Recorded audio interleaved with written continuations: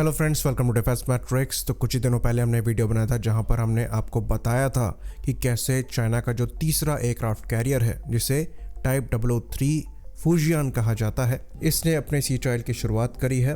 और अब जो रिपोर्ट आ रही है उसके हिसाब से ये जो पहला सी ट्रायल है ये सक्सेसफुली कंप्लीट कर लिया गया है और कुछ काफ़ी हाई डेफिनेशन वीडियोस इस ट्रायल्स के निकलकर सामने आए हैं। तो ये ट्रायल काफ़ी सक्सेसफुल बताया जा रहा है जैसा कि हमने डिस्कस किया। पर जैसे जैसे ये एयरक्राफ्ट कैरियर सर्विस इंडक्ट होने के पास आता जा रहा है वैसे वैसे डिस्कशन चालू हो गए हैं इसकी कैपेबिलिटी को लेकर, इसके इम्पैक्ट को लेकर। तो आज के इस वीडियो में हम यही समझने की कोशिश करेंगे कि इसका इम्पैक्ट क्या होने वाला है इस पूरे रीजन में और इसकी कैपेबिलिटी कहाँ स्टैंड करेगी, साथ ही साथ इंडिया यहाँ पर काउंटर के लिए क्या कर सकता है। तो जैसा कि हम जानते हैं टाइप 003 फूजियान चाइना का सबसे कैपेबल एयरक्राफ्ट कैरियर है जो कि 80 से 85,000 टन क्लास डिस्प्लेसमेंट कैटेगरी में आता है। कैटोबार कैरियर है और ईमाल्स यहाँ पर दिया गया है। तो एक्सपर्ट्स का कहना ये है कि ये दुनिया का सबसे ज़्यादा कैपेबल एयरक्राफ्ट कैरियर है जो कि यूएस के बाहर बना है, यानी कि जो ब्रिटिश क्वीन एलिजाबेथ क्लास के एयरक्राफ्ट कैरियर्स हैं ये उनसे भी ज़्यादा कैपेबल है। डेफिनेटली होना चाहिए क्योंकि यहाँ पर डिस्प्लेसमेंट भी ज़्यादा है और ये ईमाल्स के साथ आता है। और खाली जो एडवांटेज है वो वहाँ ही नहीं है बल्कि ये काफ़ी मॉडर्न एयरक्राफ्ट कैरियर भी है। यहाँ पर ऑल इलेक्ट्रिक प्रोपल्शन सिस्टम को भी दिया गया है जो कि इसके ईमाल्स फंक्शन में सपोर्ट करते हैं। तो इस एयरक्राफ्ट कैरियर के इलेक्ट्रॉनिक्स के बारे में ज़्यादा जानकारी पब्लिक डोमेन में नहीं है, पर जो एक्सपर्ट्स हैं उनका ये मानना है कि यहाँ पर पावरफुल AES रडार लगे हैं जिनके बड़े एंटीनास क्लियरली दिखाई देते हैं। प्रॉपर इलेक्ट्रॉनिक सपोर्ट मेजर दिए गए हैं यहाँ पर, साथ ही साथ नेविगेशन रडार्स भी यहाँ पर विजिबल है। बाकी सेल्फ प्रोटेक्शन के लिए भी यहाँ पर क्लोज इन वेपन सिस्टम्स और short range surface to air missiles भी दिखाई पड़ती हैं। तो ये क्लोज इन डिफेंस सिस्टम ही है जहाँ पर PJ-11 30 मिलीमीटर कैनन दी गई हैं और HU-10 short range surface to air missile दी गई हैं जो कि 8 से 12 किलोमीटर की मैक्सिमम रेंज देती हैं। तो बेसिकली ये एयरक्राफ्ट कैरियर अपने प्रोटेक्शन के लिए ज़्यादातर रिलाय करेगा अपने कैरियर बैटल ग्रुप पर जो कि proper surface to air missiles के साथ लैस होंगे। तो इस एयरक्राफ्ट कैरियर की जो मेन स्ट्रेंथ होगी वो इसके ऑनबोर्ड एयरक्राफ्ट होंगे जिसमें ये 24 के आसपास J-15B एयरक्राफ्ट को कैरी करने में सक्षम होगा। साथ ही साथ J-15D भी होंगे जो कि इलेक्ट्रॉनिक वॉरफेयर वर्जन होंगे और करीबन 12 के आसपास ये J-35s को भी कैरी करने में सक्षम होगा जो कि 5th जनरेशन फाइटर होंगे। तो ओवरऑल 40 के अराउंड ये फाइटर एयरक्राफ्ट को कैरी करने में सक्षम होगा और करीबन 4 के अराउंड यहाँ पर एवैक्स भी कैरी किए जा सकेंगे जो कि KJ-600 है। उसके बाद इनके जो latest Harbin Z-20F naval anti submarine warfare helicopters हैं ये उनको भी कैरी करने में सक्षम होंगे करीबन 4 से 5 के नंबर में, और करीबन 4 के नंबर में ही ये Z-9 हेलीकॉप्टर्स को भी कैरी करने में सक्षम होंगे जो कि सर्च और रेस्क्यू ऑपरेशन परफॉर्म कर पाएंगे। तो ऑन पेपर यहाँ पर जो कैपेबिलिटी नज़र आती है ये काफ़ी ज़्यादा इफ़ेक्टिव है, स्पेशली जो कैपेबिलिटी इनके J-15 और J-35 जैसे प्लेटफॉर्म पजेस करते हैं उसके साथ चाइना के कैरियर ऑपरेशंस में काफ़ी बड़ा बूस्ट आएगा। साथ ही साथ नए KJ-600 जैसे एवैक्स भी इस एयरक्राफ्ट कैरियर से ऑपरेट होने में सक्षम होंगे जिसकी वजह से जो ऑपरेशनल रेडियस है और इफेक्टिवनेस है वो भी बढ़ जाती है। तो अभी फ़िलहाल जो चीज़ें हमें दिखाई दे रही हैं उसके हिसाब से मेडन सी ट्रायल्स हुए हैं जो कि सक्सेसफुल रहे हैं, लेकिन जब तक प्रॉपर सर्विस इंडक्ट इनको नहीं कर लिया जाता तब तक ये एयरक्राफ्ट कैरियर कितने कैपेबल है इसको बता पाना थोड़ा मुश्किल होगा क्योंकि ये कन्वेंशनली ही पार्ट है जिसके अंतर्गत स्टीम टरबाइन को यहाँ पर प्रोपल्शन के तौर पर यूज़ किया जाता है। साथ ही साथ ये काफ़ी नए इंटीग्रेटेड इलेक्ट्रिक प्रोपल्शन को इस्तेमाल करते हैं जो कि इनके ईमाल्स ऑपरेशन में सहयोग करता है। तो ये सिस्टम कितने रिलायबल हैं ये एक बार ये एयरक्राफ्ट कैरियर ऑपरेशनल होगा उसके बाद ही पता लग पाएगा।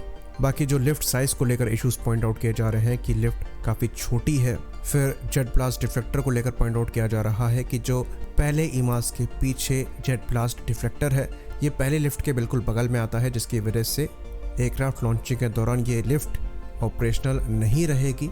ये बहुत सिग्निफिकेंट डिफेक्ट्स नहीं है, इनको SOP में चेंजेस करके काउंटर किया जा सकता है, पर प्रोपल्शन सिस्टम और ईमाल्स की रिलायबिलिटी एक बड़ा मुद्दा रहेगा और उसके बारे में जानकारी तभी मिलेगी जब ये एयरक्राफ्ट कैरियर पूरी तरीके से ऑपरेशनल होगा।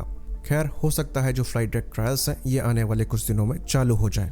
बाकी चाइना द्वारा ऑफशोर फैसिलिटी में ईमास को भी चेक किया गया है ढंग से और एयरक्राफ्ट को लॉन्च करके भी चेक किया गया है, तो डेफिनेटली पूरा प्रॉपर डेटा वो पजेस करते हैं, जिसकी वजह से ट्रायल्स के दौरान परेशानी मोस्ट लाइकली नहीं आनी चाहिए। तो अब सवाल यहाँ पर ये उठता है कि ये नया एयरक्राफ्ट कैरियर इंडिया को कैसे अफेक्ट कर सकता है। तो इस नए एयरक्राफ्ट कैरियर से चाइना के जो एयर ऑपरेशन परफॉर्म करने की कैपेबिलिटी है वो उनके शोर से काफ़ी आगे तक पहुँचेगी और टाइप 003 ये इंश्योर करेगा कि वो इफेक्टिव भी रहे, क्योंकि जैसा कि हमने डिस्कस किया ये एडवांस फाइटर्स और एवैक्स को भी लॉन्च करने में सक्षम होगा।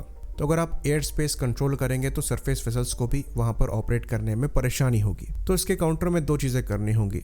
आप खुद का एयरक्राफ्ट कैरियर बनाकर अपने एयर ऑपरेशन परफॉर्म करने की कैपेबिलिटी को एक्सटेंड कर सकते हैं और सामने वाले को ब्लॉक कर सकते हैं, जो कि लॉजिकल स्टेप नज़र आता है, क्योंकि आप हमेशा वॉर में तो नहीं जा सकते।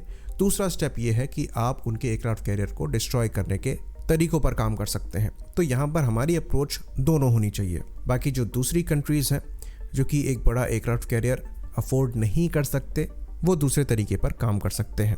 तो इन एयरक्राफ्ट कैरियर को डिस्ट्रॉय करने के लिए जो शिप बेस्ड क्रूज मिसाइल्स हैं ये तो इम्पॉर्टेंट होंगी ही, साथ ही साथ जो एयर लॉन्च ब्रह्मोस मिसाइल है ये एक काफ़ी इंपॉर्टेंट रोल प्ले करने वाली है। साथ ही साथ जो स्मार्ट टोरपीडोज को हम टेस्ट कर रहे हैं ये भी एक काफ़ी क्रूशल रोल प्ले करेंगे, क्योंकि जैसा हमने स्मार्ट के वीडियो में डिस्कस किया था, इन टोरपीडोज को काउंटर करना एक मिसाइल के कंपैरिजन में ज़्यादा मुश्किल होता है। बाकी मार्व वॉरहेड के साथ अग्नि प्राइम जैसी बैलिस्टिक मिसाइल्स तो एग्जिस्ट करती ही हैं। तो इस दिशा में हमारा जो काम है ये बिल्कुल सही डायरेक्शन में चल रहा है। पर अब जो हमने पहला पॉइंट रेस किया उस पर हमें काम करने की ज़रूरत है। डेफिनेटली हमारे पास 2 ऑपरेशनल एयरक्राफ्ट कैरियर हैं, पर ये दोनों हमेशा साथ में ऑपरेशनल नहीं रहेंगे। पहला मुद्दा तो ये है। दूसरा ये है कि इनकी कैपेबिलिटी भी लिमिटेड है, क्योंकि ये खाली स्टोबर ऑपरेशंस परफॉर्म कर सकते हैं, तो हैवी एयरक्राफ्ट लॉन्च नहीं कर सकते, जो कि इनफ्लाइट रिफ्यूलिंग कराने में सक्षम हो, साथ ही साथ एवैक्स के रोल को परफॉर्म करने में सक्षम हो। इसलिए नेवी द्वारा रिक्वायरमेंट रखी जाती है तीसरे एक बड़े एयरक्राफ्ट कैरियर की। तो उस डायरेक्शन में हमारा बढ़ना बहुत ज़रूरी है। और कुछ ही दिनों पहले हमने एक वीडियो भी बनाया था जहां पर हमने डिस्कस किया था कि कैसे फ्रांस द्वारा नेक्स्ट जनरेशन एयरक्राफ्ट कैरियर को बनाया जा रहा है, जिसे PANG कहा जा रहा है, और उसकी जो स्पेसिफिकेशन है वो काफ़ी हद तक मैच करती है हमारी रिक्वायरमेंट से। तो वहाँ पर कोलैबोरेशन हमारे लिए बेनिफिशियल हो सकता है, लेकिन अभी के लिए ये एक खाली आइडिया ही है। और फिलहाल के लिए जो पिक्चर नज़र आ रही है उसके हिसाब से हम तीसरे एयरक्राफ्ट कैरियर की तरफ जा तो ज़रूर रहे हैं, पर वो INS विक्रांत की ही कैटेगरी का होने वाला है। तो जो बड़ा कैपेबिलिटी बूस्ट है जो कि टाइप 003 फूजियन जैसे एयरक्राफ्ट कैरियर प्रोवाइड कराते हैं वो हमें वहाँ से नहीं मिलेगा, लेकिन इनोवेशन यहाँ पर एक इम्पॉर्टेंट रोल प्ले कर सकता है। तो जैसा कि हम जानते हैं इंडियन नेवी द्वारा काफ़ी ज़्यादा फोकस किया जा रहा है मैन्ड अनमैन्ड टीमिंग सिस्टम्स पर और ड्रोन्स पर। तो यहाँ पर जो ड्रोन्स हैं ये एक्स्ट्रा सेंसर्स की तरह भी काम कर सकते हैं, जो कि हमारी सर्विलेंस कैपेबिलिटी भी बढ़ा सकते हैं। साथ ही साथ ये एडिशनल ऑपरेशनल फ्लेक्सिबिलिटी भी प्रोवाइड कराएंगे। तो एक काउंटर यहाँ पर तैयार किया जा सकता है, बट अगेन एक बड़े कैपेबल एयरक्राफ्ट कैरियर से आप और बड़े ड्रोन्स को लॉन्च करने में सक्षम होंगे, जो कि अगेन आपकी ऑपरेशनल कैपेबिलिटी को मल्टीफोल्ड इंक्रीज करेगा। जैसे कि US द्वारा MQ-25 स्टिंगरे UAVs को बनाया जा रहा है, जो कि कैटापुल्ट लॉन्च है और एयर टू एयर रिफ्यूलिंग करवा सकते हैं। तो इनोवेशन डेफिनेटली यहाँ पर एक रोल प्ले करेगी, और ये भी चीज़ तय है कि हमें कम से कम 3 ऑपरेशनल एयरक्राफ्ट कैरियर चाहिए। फ्यूचर प्रूफिंग के लिए हमें चौथे एयरक्राफ्ट कैरियर पर इसलिए काम करना चाहिए क्योंकि INS विक्रमादित्य को भी नियर फ्यूचर रिटायर करना पड़ेगा, और इसलिए अभी से अगर हम एक सुपर एयरक्राफ्ट कैरियर पर काम करते हैं जो कि फ्यूचर में हमारी ग्रोइंग इकोनॉमी सपोर्ट कर पाएगी, तो ये future people liberation army navy के अगेंस्ट में एक बेहतर काउंटर हो सकता है। आई होप इन्फॉर्मेशन यहाँ पर क्लियर रही हो। इसी बात पर इस वीडियो को हम ख़त्म करेंगे। लाइक करिए, सब्सक्राइब करिए। जय हिंद।